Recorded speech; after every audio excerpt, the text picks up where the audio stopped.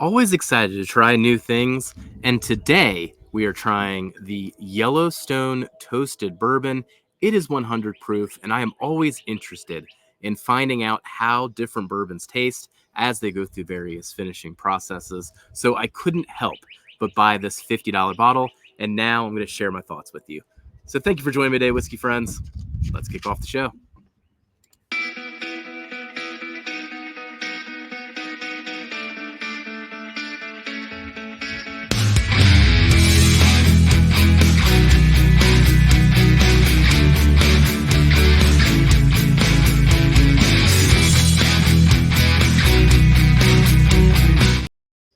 All right. Pouring a little out here to Cheech. Cheers, Cheech. Thinking of you here on this beautiful day. Hopefully you're doing well, buddy. So hello again, whiskey friends. Welcome to another bourbon review, everybody. And we are out of the basement into this beautiful weather. If you've been hanging on the channel for the last couple of years, you know every time the season strikes, I will do reviews out on the porch rather than in the dark, dank basement. Much prefer being out here. This is my home turf. So today we are going to be talking about the Yellowstone Toasted Bourbon. So this is coming from Yellowstone. They did finish this one. It is toasted and it's 100 proof. Got this one from the Party Source in Northern Kentucky. Let me pull up the stats on this one here. So this did run me about $50, maybe $55 when it's all said and done. And it is not age stated. You know, I've looked all over this bottle to see if I could find an age statement on it. Couldn't find anything here. Couldn't find anything online.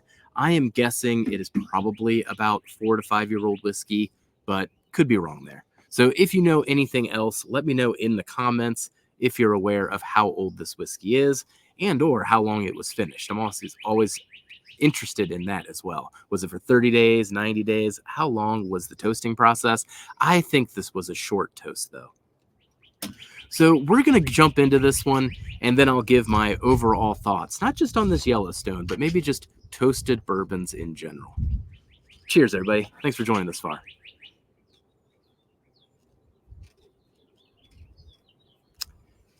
The nose on this one, surprisingly, comes across as this like green banana note more than anything. That's the dominant flavor I get. It's actually got a lot of fruit to it, a lot more fruits to it than I'm used to with other toasted comparisons I would make. You know, the 2XO, the Elijah Craig toasted come to mind when it comes to other bottles that are both in the same price range and going for kind of the same profile. The banana on this too is even like covered in some chocolate and nuts. You know, it almost takes me back to Arrested Development. I started thinking about the banana stand in that show. So that part of it's kind of intriguing. I dig the nose for the most part. I'm going to give the nose here a thumbs up. So nose, I'm giving a thumbs up. I think it's due to that green banana and the fruits. I could see some people maybe thinking this comes across too youthful, but it doesn't bug me in that way. And then there's also this nice like cedar kind of wrapped around the whole thing. You know, it kind of reminds me of like one of those planks I would put on my grill to then grill some salmon on. All right, let's get into the taste. Cheers, everybody.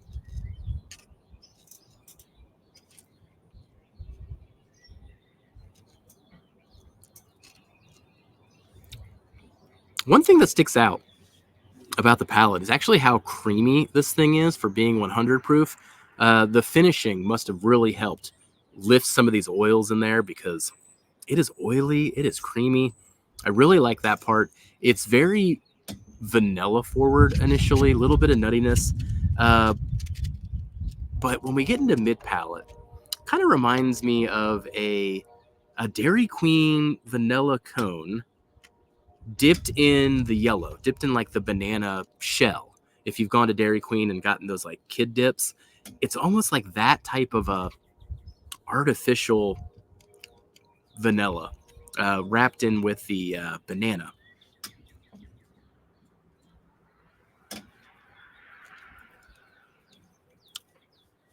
Then there's a little bit of char there, a little bit of toast, but yeah, for the most part, still getting that overwhelming banana, and it does feel more artificial mid-palate than it necessarily did on the nose. So when it comes to the palate, I'm a thumb sideways on this one. All right, let's get into the finish.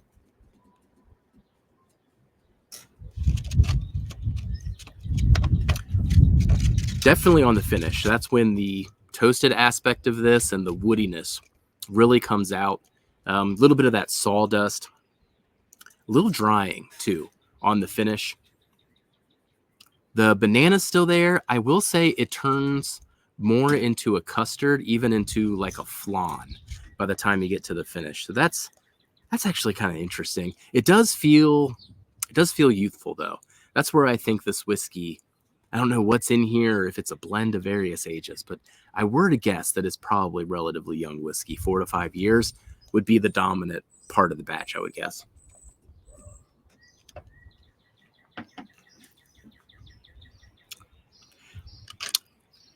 I think that's about it. You know, the drying aspect of the finish is the one part of it that I don't like. I've been getting that more and more with toasted bourbons. I'll get into some thoughts on that in just a moment.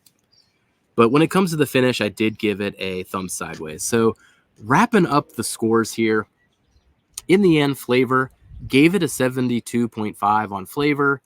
I like the banana and everything, but the dryingness kind of detracted a little bit from it. So it doesn't have that standout quality that I can push for a recommendation on the flavor. Experience, gave it a 72. It lacks depth in those flavors, but that mouthfeel is pretty darn dead on. And then value, I gave it an 80 out of 100 for $50 to $55. I think it is a bit more expensive than, say, the Elijah Craig Toasted or the new 2XO that they came out with, that more budget line pour.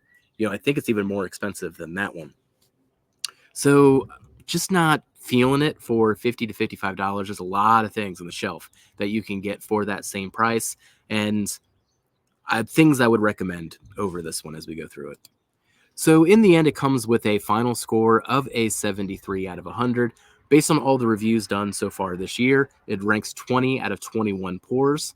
And for all time, that's 139 out of 166. So one of the lower scoring bourbons that I've had in a bit here, but love to take a chance on it. Honestly, even though I'm sitting here sipping it neat, I am intrigued to mix with this one. And I'm intrigued to mix with the other toasted bourbons as well. The 2XO and even the Elijah Craig that I mentioned. All three of those, I don't enjoy sipping on neat. And maybe they're just not made to be sipping on neat. Like maybe that's just not the purpose of it. Now, it would be expensive for something that I'm making in a cocktail potentially, but I've never made cocktails with toasted or double oaked bourbons. And I wonder what that does to the flavor profile. Like if I did a Manhattan or an old fashioned with a toasted bourbon, would that come through? I am intrigued by that. So let me know in the comments if you've ever made any cocktails with toasted bourbons and how that changed the profile. That would help out quite a bit. And maybe I'll do an experiment at some point. The other thing I go back and forth on, and I think I'm more susceptible to it on this pour than I have been with toasted bourbons in the past. But I've had a love-hate relationship when it comes to toasted or double oaked bourbons in general. And I'm feeling that here. You know, when I talk about mid-palate, there being almost this like artificial vanilla and artificial banana. I've heard people talk about that before with toasted casks, that they don't like them because they tend to get this artificial flavor, almost like the equivalence of a Diet Coke versus a regular Coke. You know, that artificial sugar taste. You know, you can see that in the Diet Coke. And I get that here on this toasted bourbon. So maybe toasted bourbons just aren't for me. When I say that, you know, if you go back to the top 10 list last year, the top 20 list last year, I think there were 3 or 4 toasted bourbons on there. So last year definitely made me think that maybe I do like toasted bourbons. And then I taste this one and then kind of drift back again. Like, maybe this profile is just not for me. So give this one a shot if you have it. Let me know in the comments. What are your thoughts on this Yellowstone Toasted? Is it a bottle you like? Is it a bottle you go back to? What do you like about it? What don't you like about it? And if you got any other information in regards to its age or its profile or anything like that, appreciate the additional info. Well, thank you for joining me today, whiskey friends, for this whiskey review. We'll catch you on the next one. Goodbye, everybody.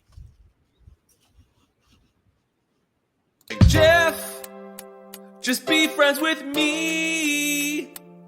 But you have these whiskey friends, and you say hello again. Oh, Jeffrey, you should just be friends with me. But you have these whiskey friends, and you say hello again. Oh, Jeffrey, you should just be friends with me. But you have these whiskey friends, and you say hello